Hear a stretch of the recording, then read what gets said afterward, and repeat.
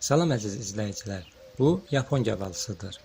Prunus salicina gavalısının hibrid növlərindən biridir. Məhsuldarlığı bol olur.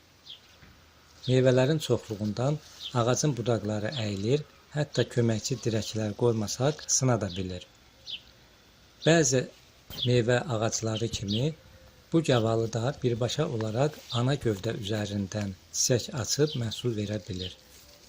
Məhz elə bunu da sizə təqdim etmək üçün videonu çəkmək qərarına gəldim. Fokus alaq. Bəli, görürsünüz ki, çiçəklər birbaşa olaraq ana gövdə üzərində əmələ gəlib. Görürsünüz, heç bir montaj deyil.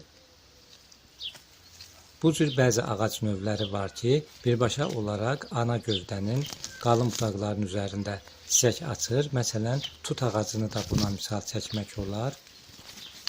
Həmçinin də ana gövdəyə yaxın olan, amma zoğlar üzərində gətirən meyvələr də var. Bu, birbaşa gövdə yox, kiçik zoğlar üzərində əmələ gələn meyvələrdir. Daha bir nümunədə tapaq.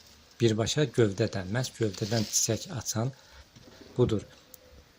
Birbaşa gövdə üzərində 2 çiçək açıb və onun biri quruyub, biri məhsul verib. Ümumiyyətlə bu gavalı növünün məhsuldarlığı yüksəkdir. Meyvələri tam yetişdikdə dadlı, şirin, sulu olur.